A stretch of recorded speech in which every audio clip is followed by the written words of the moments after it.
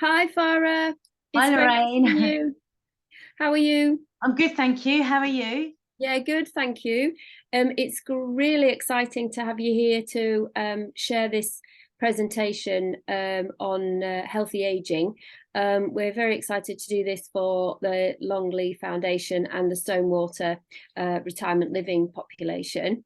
And really, I think it's just over to you. I'll stop my video and I'll dip in as necessary, but I'll hand over to you to introduce yourself and take us through your exciting presentation. Thank you very much, Lorraine. So my name is Farah and I'm going to share with you. So I'm just going to pop up onto my screen my slides. If you just bear with me. They were there a minute ago. Now they've disappeared. There we are. And today we're going to be talking about healthy aging. So I'm just going to get my slides up and we're going to share the screen, and here we are. And we're going to be looking at healthy aging, but we're going to be focusing on brain health. Can you see that, Lorraine? I can see that. Lovely. So today we're going to be talking about healthy aging, but we're going to focusing on brain health ultimately. So we all know that as soon as we're born, we do begin to age, and as we age, we just naturally slow down. But throughout our lifetime, our body needs certain nutrients to function well, to repair any damaged cells, and to promote blood flowing throughout our bodies, which in turn keeps our organs ticking over. So healthy aging, I mean, why should we bother? You know, really healthy aging is allowing us to stay active. It gives us fewer aches and pains, and it gives us the energy that we need and the desire to live our lives. So healthy aging also allows that good blood flow that feeds our organs, which we said earlier, which in turn maintains their proper function. So let's have a look at some of the factors that do influence aging. You know, as we said, you know, as soon as we're born, things do start to slow down as we get older. But our diet is hugely important in how it affects our aging. Also, stress is a massive contributing factor to how we age. I mean, chronic stress stimulates a production of excess stress hormones, you know, both cortisol and adrenaline, which can increase inflammation. So it's essential that as we age, we find ways of managing stressful situations. External toxins, which are unavoidable really, things like air pollutants, in particular cigarette smoke, petrol fumes, also contribute to environmental toxins. And these can not only contribute to internal aging, but also contribute to the degradation of skin's connective tissue. They can destroy collagen and elastic fibers, you know, which ultimately keeps our skin nice and supple and strong. Another thing that affects our aging is lack of exercise and physical activity. It can have quite an impact on how we age. Alcohol and smoking kind of goes without saying, and also lack of sleep, which is being talked about quite a bit. But lack of sleep over time can have quite an impact on our body and our mind. When we sleep, our cells tends to grow and regenerate and repair, and lack of sleep can also lower our immune function, which can contribute to illnesses and can dysregulate some bodily functions such as blood sugar regulation. So what's the most important thing for us today if we're going to be looking at our how to balance our nutrition, which is essential for both physical and mental well-being. You know, it can help us, a good nutrition and a balanced diet can help us maintain that spring in our step no matter what age we are. So I was wondering if anyone had heard of these blue zones. Now these are parts of the world where people tend to live longer lives, you know, longer than in other parts of the world. And these have been identified as some areas of Greece, Japan, Costa Rica, Italy, and California. So there's 5 blue zones. It's where people have been live, you know, longer than average, so up to about 100, 120 years of age. But not only living longer, they live a healthier life. So that age is reached with them in a healthier state than we are. And what do these areas have in common? So here's a little diagram that I found on the internet, and they're looking at sort of, we can see here they're looking at Japan, Italy, and California, so United States. And they've done a little diagram, and one of the common factors, so the dark blue in the middle, is showing us that a good connection to family, no smoking, which we mentioned earlier as an environmental toxin, a plant-heavy based diet, constant, moderate and physical exercises, which we spoke about earlier too, social engagement, so getting out and about, and legumes, which is a bit of a strange one, isn't it? It's stuck in the middle of there, but basically legumes are sort of beans and pulses. If you look slightly further down, it says empowered women, so it means that, you know, women are happier, I suppose, in these areas. There's sunshine, which we know is quite significant in places like Italy and California, and they get out and do their gardening. So these are the key components for a long, healthy life in these blue zones, which have been identified by certain organisations. Now, in this country, the World Health Organization, or WHO, has highlighted the correct intake of nutrients contributes to several things, including a robust immune system, something which is very key to longevity, lower risks of non-communicable diseases. We'll look at those in a moment. It can increase longevity, and it can maintain our brain health. And that's who are large organizations, and this is what a good combination of good nutrients can do for us to live a longer life. So what are non-communicable diseases? These are diseases which don't often show any signs and symptoms until the later stages of development, and they can take up to about 20 to 25 years to show those signs and symptoms. And all these non-communicable diseases are dependent on a good blood supply flowing to our organs, including our brain. And these diseases are namely diabetes, hypertension or high blood pressure, and various cardiovascular diseases. So what we also do know is that a high consumption of ultra processed foods have been linked to higher risks of these non-communicable diseases, such as cardiovascular diseases, metabolic diseases, and obesity. And recent studies have also linked this type of diet to neurodegeneration. Now, neurodegeneration is the loss of function or structure of our brain cells. And they say, so there's a link with the science there.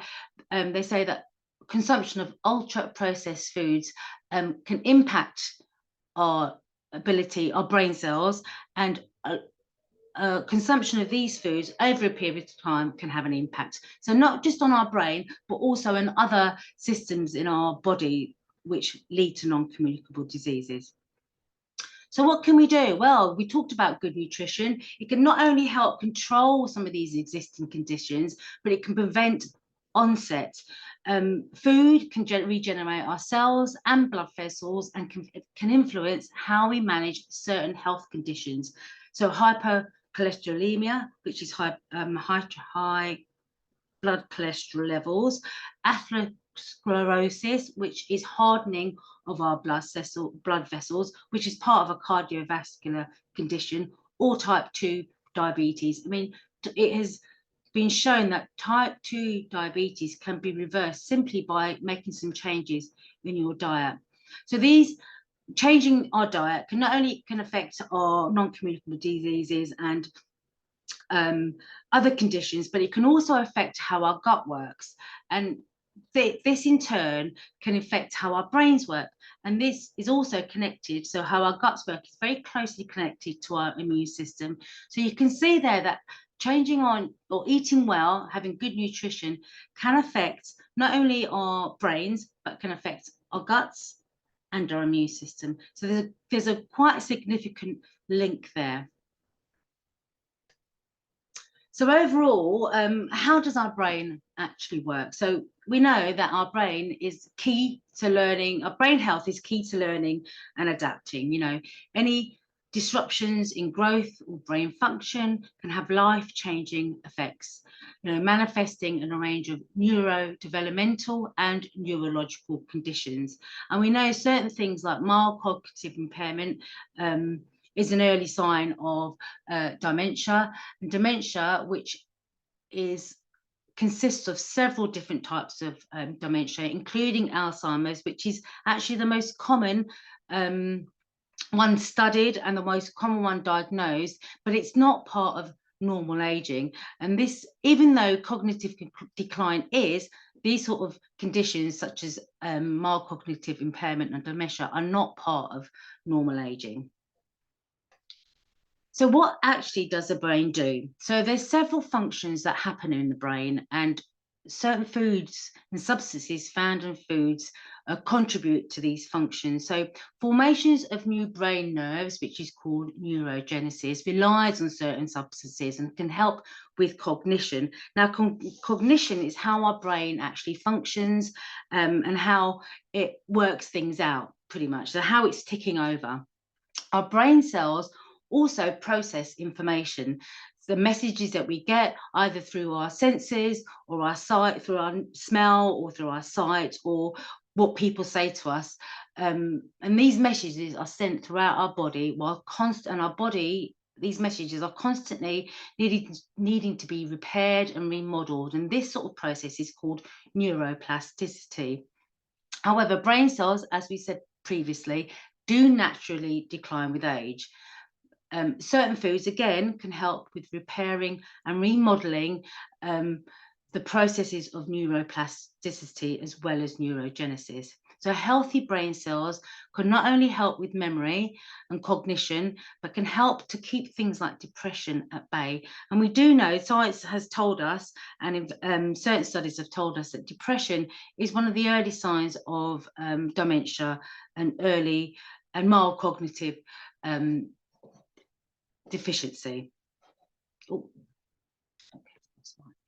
Okay, so let's just have a look now at some of the foods that we can incorporate into our diet that can not only benefit our brain health, but can benefit our gut and our blood flow. So a high consumption of fruit and vegetables, we'll look into more detail on that.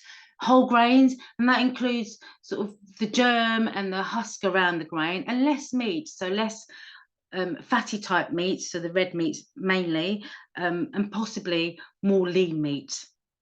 We need to balance a high consumption of the above with lower consumptions of sugar. Sugar has quite a significant impact on the brain. A lower consumption of saturated fats, so fats that stay solid at room temperature, and processed foods. So here we have a little diagram showing the connection between the brain and the gut. So on the left-hand side, we see the possible processes of what an unhealthy diet can lead to. So excess consumption of alcohol, low amounts of some of the essential minerals that we might need, and an unhealthy, highly processed diet can not only lead to a dysbiosis, so an imbalance in our gut bacteria, but can also have quite a significant impact on our brain. It can lower our neuroplasticity. Remember, we talked about that, about how we process our messages, not only from what we are told, but from our other senses too. It can lower our neurotrophic support. And what that means is that some of the components that we need to build up our neurons aren't there for them to do that job. It can reduce our lifespan. It can lessen our cognition, so how we make sense of things around us, and it can increase neurodegeneration, which we know is loss of function of either the structure or of the brain cells. So on the flip side of that, when we do have a healthier diet, which consists of several antioxidants and anti-inflammatory foods. So an antioxidant food is something that mops up some of those free radicals that might be produced from some of the environmental toxins that surround us. And an antioxidant, which is found in a healthy diet, mop those up, keeping our body functioning well. Yeah, so a healthy brain can function better with a healthy diet. Certain things like coffee and green tea in moderation, which contain things like polyphenols, which are also an antioxidant. A good healthy diet supplies us with all our micronutrients and our minerals that we need to which give our brain the support it needs to produce these new cells. So it increases neurotrophic support as well as neuroplasticity.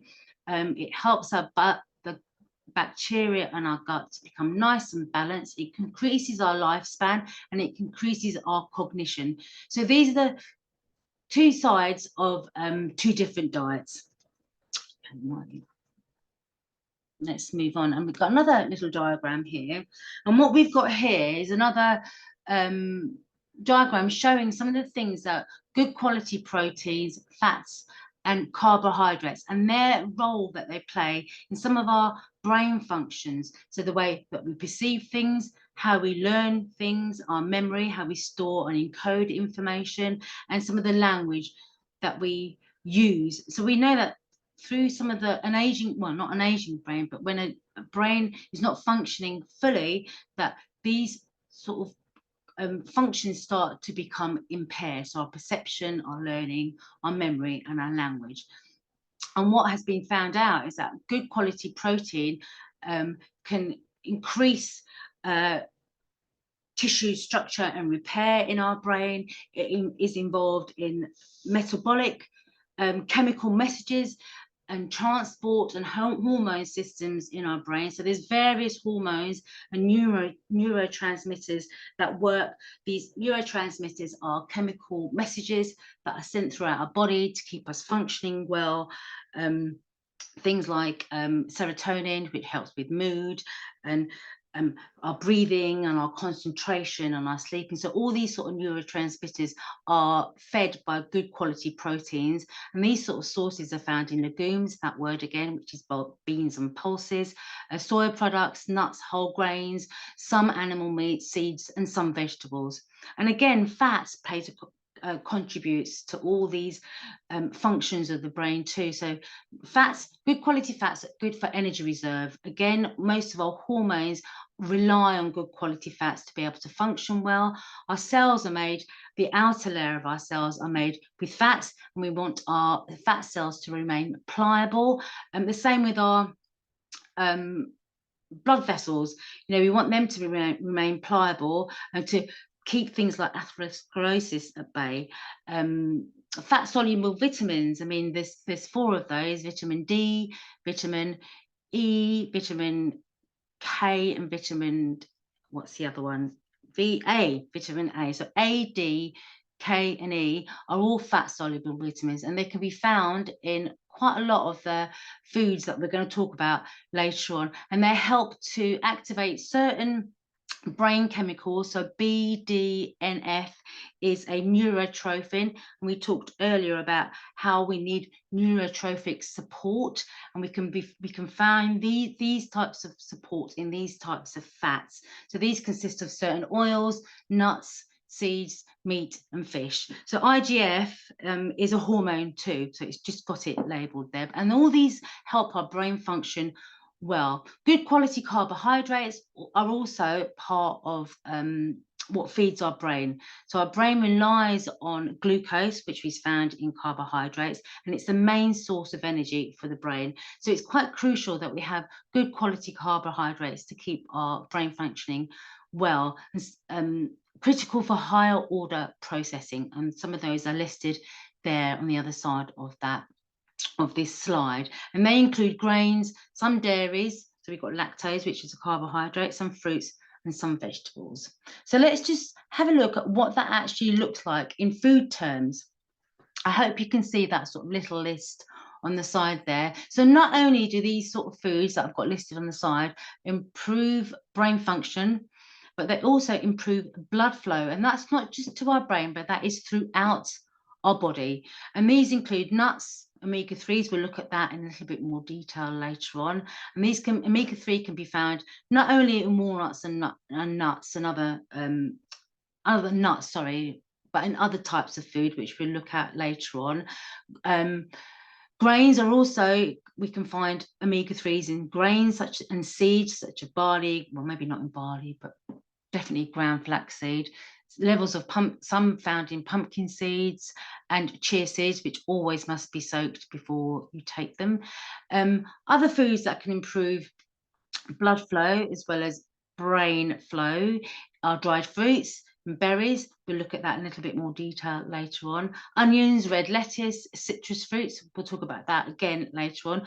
Tomatoes are another thing that they've got high amounts of flavonoids, and they've got a certain nutrient called lycopene, which has been found in several studies over several periods, several years, that it can contribute to prostate cancer. So it's a good nutrient, lycopene, and it only found in tomatoes that are cooked. So adding those into your diet, what it has not only has beneficial effects on your blood flow, but on certain other conditions too. Eating greens, broccoli, cauliflower, pak choi, you know, about 80 grams a week, that's about a handful, you know, not a huge amount. And kale, even though it's overhyped, especially by nutritionists, it does deserve its title, you know, full of antioxidants, a really good vegetable and very much in season this time of year. Stoned fruits and soft fruits, seafoods, again, high amount of omega-3 as well as other nutrients, chicken, and small amounts of chocolate, which also contains flavonoids, in particular flavonoids, which is also in small amounts, which is also good for our overall health. So these are foods not only not good for our brain health, but for our overall health, and they all improve the blood flow within our body, which in turn feeds our organs. So let's just have a closer look at some of the fats, because there's a lot of stuff around about fats, isn't there? You know, what's good for us, what's not so good for us. But our brain is actually composed of about 2/3 of fats. And so that's why it's quite essential that we've got good quality fats within our diet. So a healthy brain is actually structured with a ratio of 1:1 between omega-6 and omega-3 fats. And with a normal Western type diet, and that's what we all eat, you know, in this part of the world, you know, huge vast parts of America and huge parts of sort of Europe, not Europe mainly, but sort of England, we have a Western type diet, and these tend to have at least 20 times more omega-6 fats than omega-3 fats, and it gives us an unhealthy ratio of 20:1. So where can we find these omega-6 fats? We've already looked at some places where we can find omega-3 fats, but where do we find these omega-6 fats? So if we look on the third, if we look under the omega-6 column and the third block down, omega-6s are found in vegetable oils, which include corn oil, palm oil, soybean oil, sunflower oil. Which are often found in processed foods. So vegetable oils are quite abundant in several types of processed foods. We find them in packets of crisps, we find them in chocolate bars, but palm oil is found in healthy snacks too, so there's healthy snack bars. We find it when we're going to that's what they cook the fish and chips in the chip shop. So there's a high amount of these types of oils, which in moderation are okay, but if we've got a diet that's highly processed, they can be often found in these types of ready-made foods, regardless of what they are. Anything that's wrapped in a packet is ready-made, and it needs to retain its shelf life. So they put all these extra oils in. So on the flip side of that, and we've already briefly spoken about omega-3 oils, they can be found in chia seeds, flax seeds, seaweed, kidney beans, soy products, and pumpkin seeds. So you can see what we actually need is a balance of those two types of oil. But what they're finding is that in the Western style of diet, we're eating far too much of the omega-6 than we are of the omega-3. So yeah, ideally we want to kind of balance that out. And underneath it's the omega-6 block. It does say that too much omega-6 can cause inflammation, where, you know, omega-3, a good balance of omega-3 can reduce the risk of inflammation. So you can see how it's balanced out there. So let's just look a little bit deeper into some of those essential fatty acids. So They are essentially building materials, not just for our brain, for other parts and other organs in our body.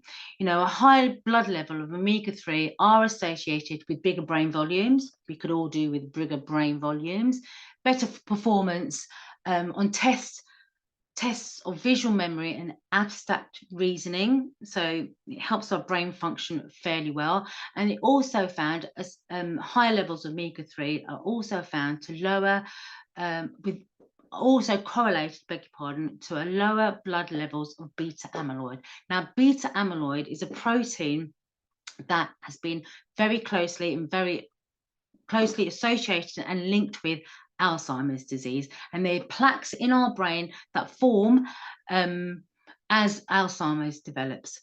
So one of the most common fatty acids is myelin. Now, myelin is found around our nerves, and it's called aloic acid.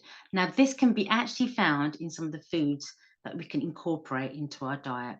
And they're found in things like olive oil and some oils from almonds, pecans, peanuts, and avocados. So recommended that we eat, you know, maybe an avocado a week, more than enough. You don't need to eat one a day. You know, a quarter of an avocado with breakfast more than suffices. You know, 5 almonds throughout the day as a healthy snack is another thing that we can easily incorporate in our diet. So we don't have to have the oil, we just eat the whole nut. The same with peanuts, as long as they're unsalted, yeah, and not dry roasted or anything like that. So as they come in their natural state as possible. So consuming just small amounts, just a couple of those a day, can increase the amount of omega-3s that we have, and those essential building materials are incorporated nicely into our diets.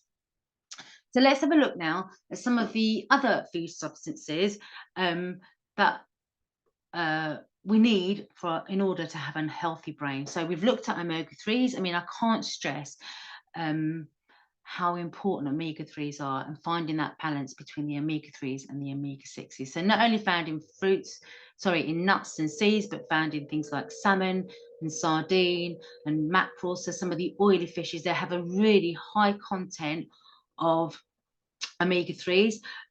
It doesn't have to be fresh, it can be tinned, and you know, tinned sardines can be easily incorporated into lunches, you know, sardines on toast.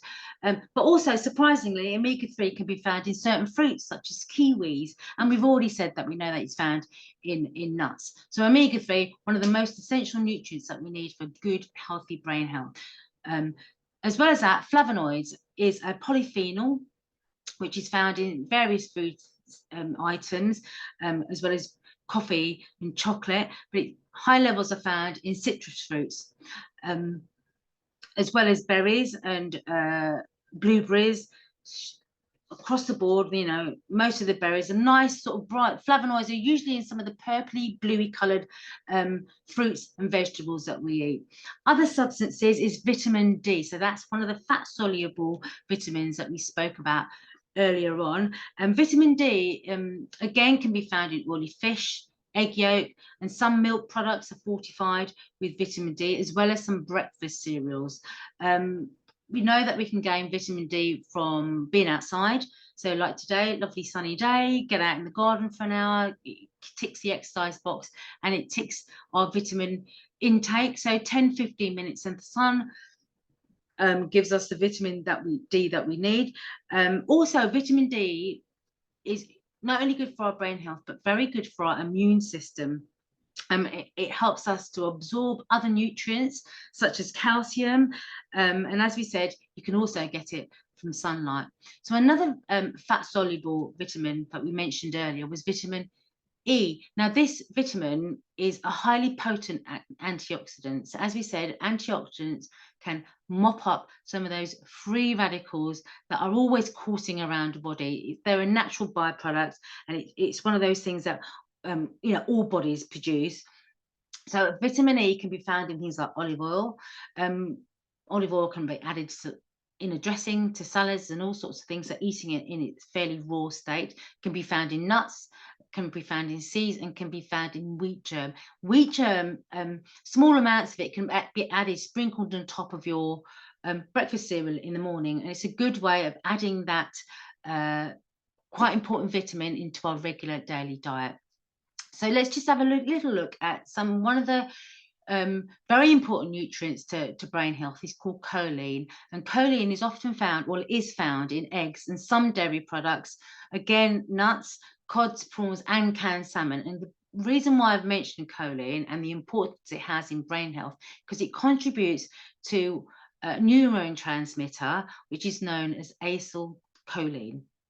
And this neurotransmitter plays a role. They're not 100% sure of its complete role, but it does play a role in the structural integrity of our neurons, so our brain cells, and thus might promote cognitive function. So, you know, again, we know that eggs can be had at breakfast, lunch, or dinner, very easily incorporated into our diet. Again, you know, there used to be a lot of myth around diets, but, you know, a couple of eggs a day, high in protein, full of choline, and good for our brain health. Okay, so just have a quick look at this one as well. So blueberries, you know, some people suggest that we call blueberry the brain berry. You know, there's a lot of research about blueberries. Don't ask me why. It's just one of the ones that has been researched quite a lot. And blueberries are found to protect from oxidative stress. So oxidative stress is what's produced by these free radicals. And once it protects us against these free radicals, it can reduce the effects of age-related conditions such as Alzheimer's and other types of dementia. And what the research is saying is that just 2 servings per week can give us these benefits.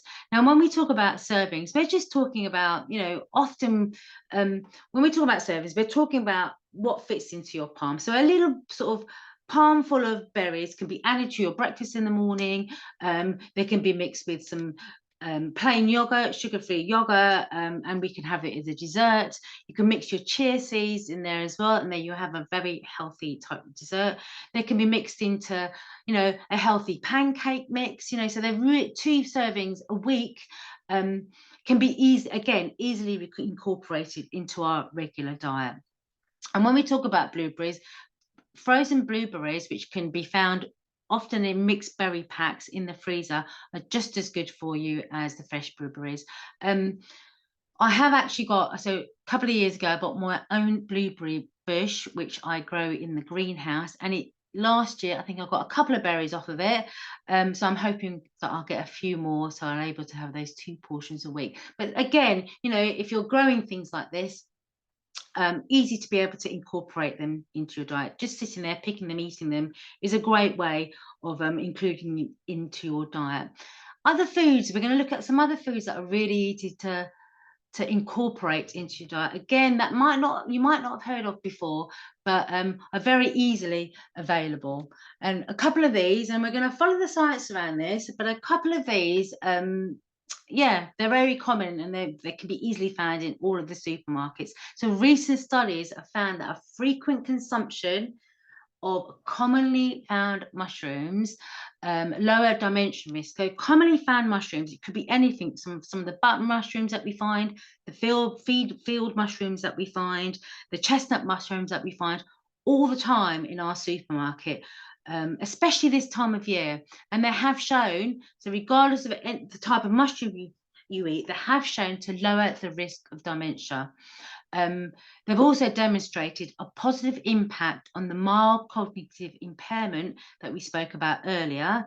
And again, it's 2 portions per week can benefit or can have a mild positive impact on any cognitive impairment that we might be suffering from. So again, mushrooms can be very easily incorporated, added to an omelette in the morning, just simply grilled with some toast in the morning, very tasty, you know, sort of a mix of mushrooms there, added to our stews or our beef or anything that we're cooking, just chucking a handful of mushrooms, yeah, or added to omelettes. So again, very readily available and easy to cook with.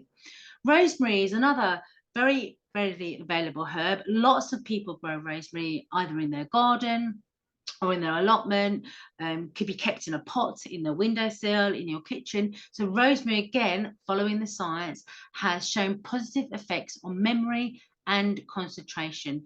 So you not only can add it to your food, but you know, many people will drink it as a tea. So it can be picked, it can be washed, and just boiling water can be poured over it. And what you're doing there is you're extracting all those really useful, beneficial essential oils, which you can find in rosemary. So just another thing to say about rosemary, rather than, you know, if you don't have to add it to your food or drink it, you can gain the benefits just by brushing past it, rubbing it, and sniffing those essential oils.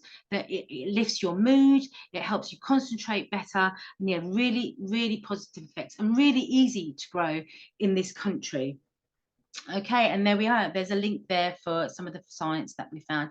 Another mushroom, just let's quickly talk about shiitake, which can be found a bit more expensive some of the regular mushrooms that we might get, but shiitake mushrooms has some huge benefits to our brain health and has several other anti-aging properties. So it's rich in antioxidants. It helps protect the body from oxidative stress, and we talked about that earlier on, which are caused by free radicals. It's high in B vitamins and minerals, and it has essential minerals in it, such as copper, which helps with our skin integrity. You know, it keeps our skin firm, and it could, you know, keep it wrinkle free. And it also contains niacin, which is B3, which protects us against any sun damage. It also, as well as all that, it also has anti-inflammatory compounds, which can facilitate faster skin renewal. So we all know that our skin cells regenerate fairly rapidly, so it contributes to that. It improves skin elasticity and prevents any dark spots, you know, especially when there's uneven pigmentation or any premature wrinkles. Okay, so it's not only food that can contribute to healthy aging, but also we need to think about what we're actually drinking, and this can also have an impact. So as we get older, you know, our thirst tends to diminish, and we tend to drink less water or less fluids, which will keep us healthier. You know, what we drink can influence our fluid and electrolyte balance, so the minerals that we found in water, and some medications do increase dehydration. You know, so to stay dehydrated throughout the day, you know, there is some simple steps to follow to get enough water into your diet. Now, it doesn't just have to be a glass of water. We can choose foods that are high in water content, and we can add these to our foods, to our daily diet. You know, things like cucumbers, watermelon, lettuce, strawberries, tomatoes, which we talked about earlier, and celery. We can increase our intake, especially in the cold weather, of soups and broths and stews. You can add all the mushrooms and your rosemary to that. Got loads of nutritional benefits there. And one of the things is to keep water with you. Now, I'm a little bit guilty of this.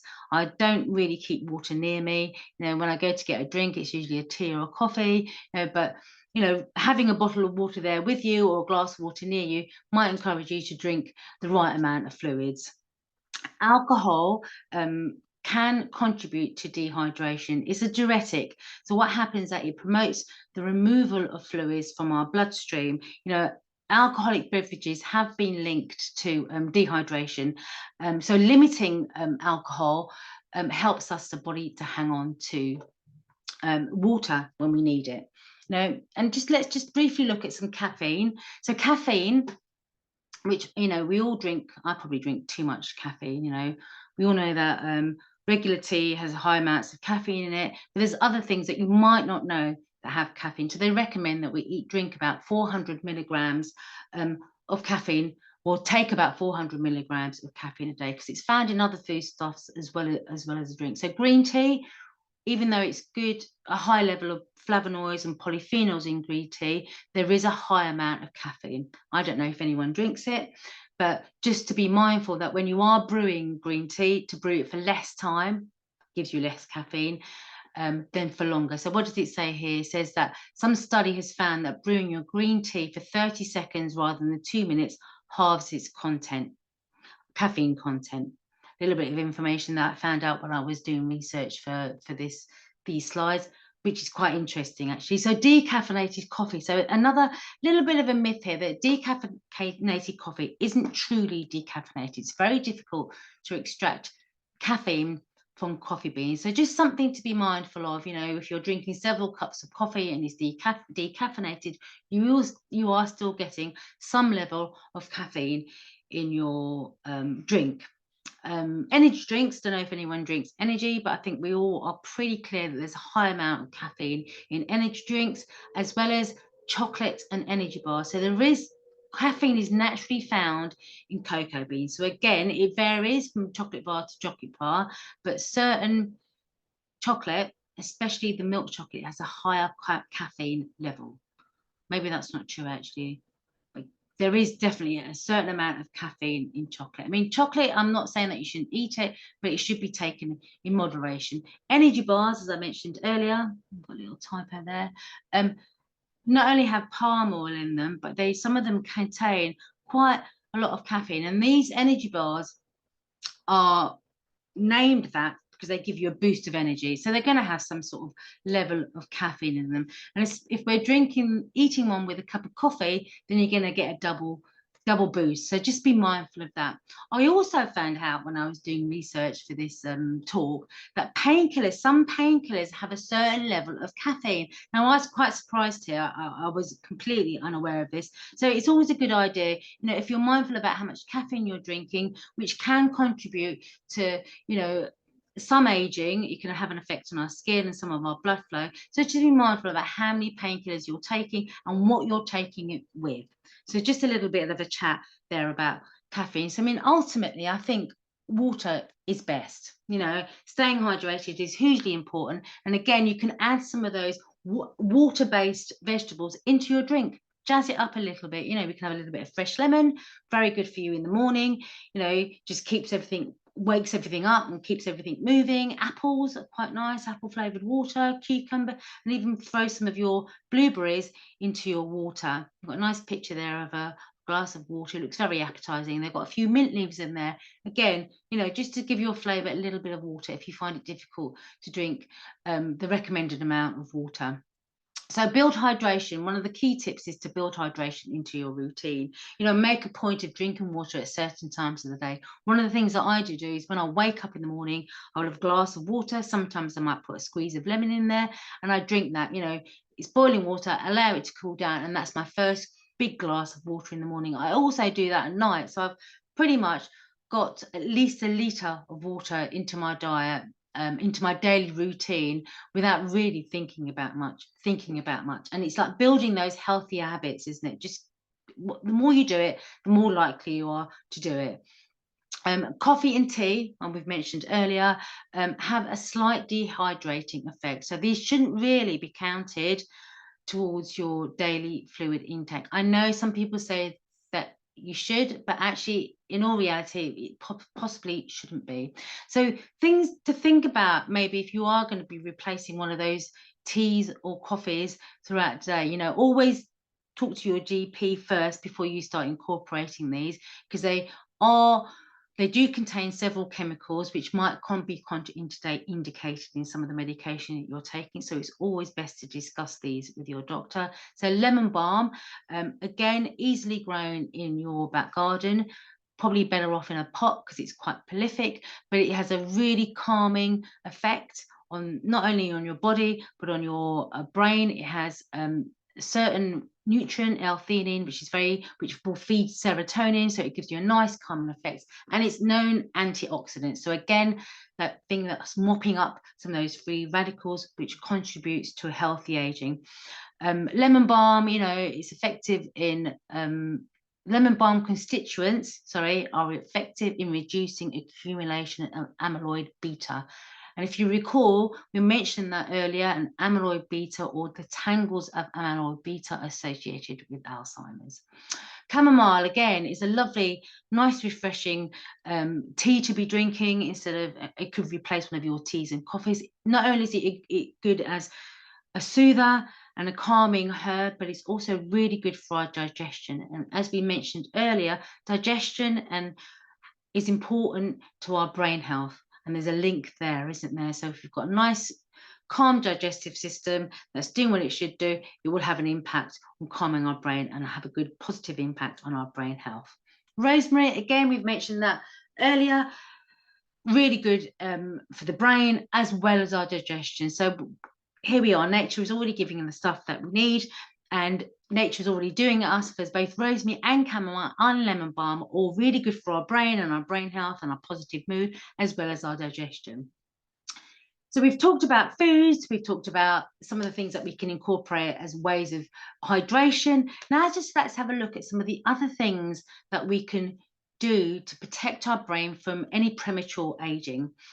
So constantly throughout our lifetime, the brain wants to learn new things, so as well as good nutrition, we need to avoid boredom. It's crucial to keeping our brain functioning, and sitting there watching TV and being particularly passive, sitting in front of the TV for hours a day can be also very detrimental to our brain health over time. And I know myself, I sit there and I binge watch things for hours on end, and actually I can physically feel that it's not really that great for my health. So what can we do about it? Well, learning new things is hugely important to our brain health, but not just learning new things, but some physical exercises can also be beneficial to our brain. So recent study, September 2018, researchers found that single 10-minute period of low intensity pedaling on a stationary bike, so one of those little bikes that you can get in the gym, or just sitting in the corner of your room, is associated with increased activity in the brain's hippocampus. So this is a part of the brain that's responsible for creating new memories and remembering facts and events. And there's various areas of our brain that have responsibility for different things. And hippocampus, one of its things is brain responsibility, how we remember our memories, which we know are effective in declining brain health in neurodegenerative conditions such as dementia and Alzheimer's, and MCI, mild cognitive impairment. And it helps us to remember facts. So there's a good one. We can incorporate 10 minutes, hardly anything.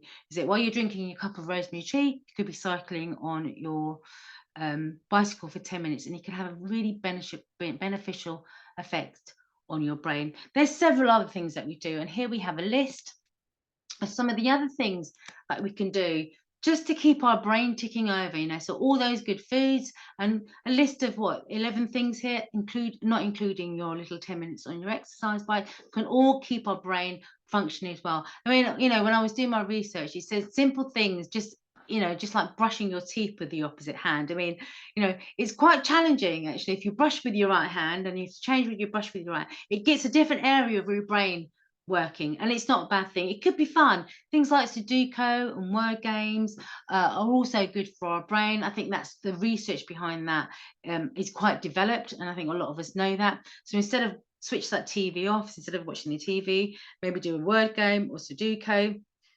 Making a list, something as simple as making a list, so a grocery list or a list of things to do or anything else that comes to mind, and trying to memorize this list.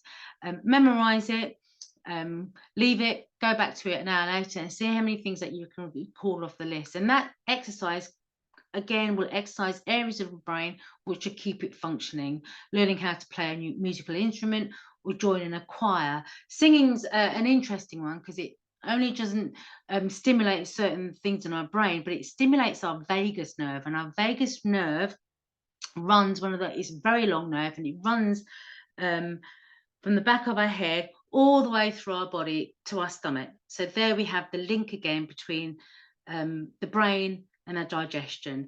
And when you're singing, that vagus nerve is stimulated. It can lift your mood. It works on the brain in various ways, in several ways. It works on some of the organs that is winding itself around, and it works on the digestion as well. So it's a positive all round. Another way that you can do to keep your brain stimulated is to figure out problems, without using a pen and pencil. I do this quite a lot. I try to work out sums without pen and pencil. It's frustrating, but actually it's a good way to keep that brain exercise. Learning to cook a new cuisine. So again, we're mentioning here some of the other senses are stimulated. So remember that our brain has various areas that are that work with our senses. So our smell, our touch.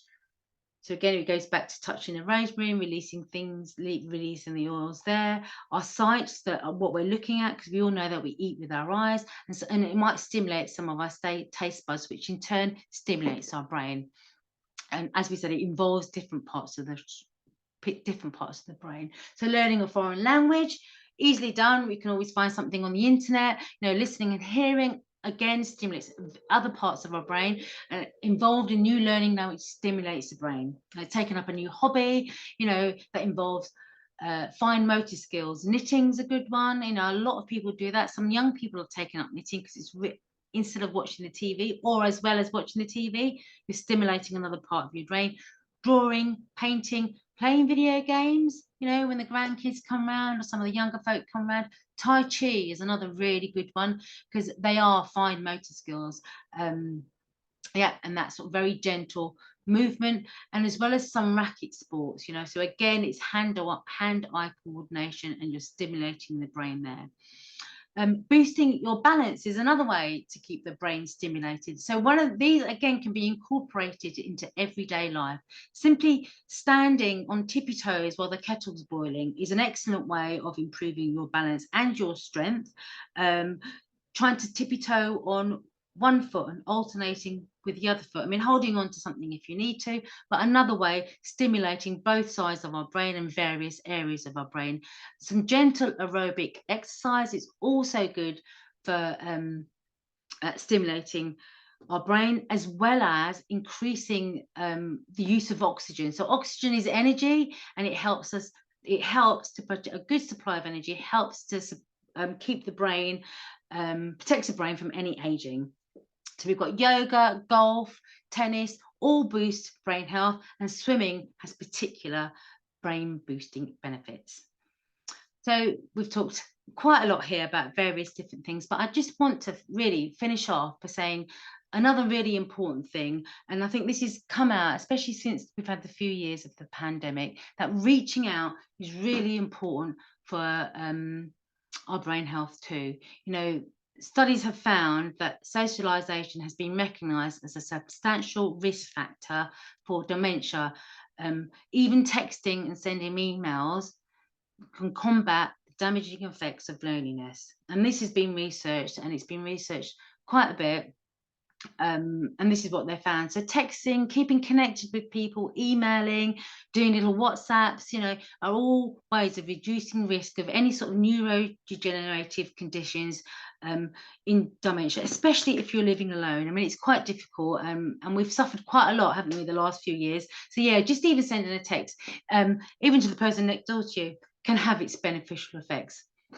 So let's just finish off. There's lots of information in this talk just to round it all up, and to see actually why we should bother with healthy aging. So science has followed. So we've got another little research study here from Harvard University, and it followed both men and women for over a period of 34 years. And what they discovered was that there was five low-risk health factors which could increase your chances of living a longer, healthier, fuller life.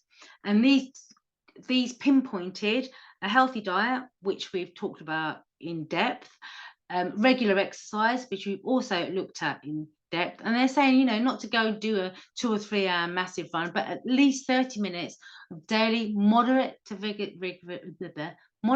vigorous activity. Whatever you're able to do contributes to good longevity and good brain health. A healthy weight, but that comes almost hand in hand with a healthy diet. Once you start making some changes in your diet, the weight will naturally drop off. No smoking, which we spoke about earlier, and moderate your alcohol intake, which we also spoke about earlier. So we're not saying don't have anything at all, but what they found was up to 1 drink daily for women and up to 2 drinks maximum daily for men was okay. So that's what they classify as moderate alcohol intake. So you can still have that glass of wine with your mushroom stew. Thank you for listening.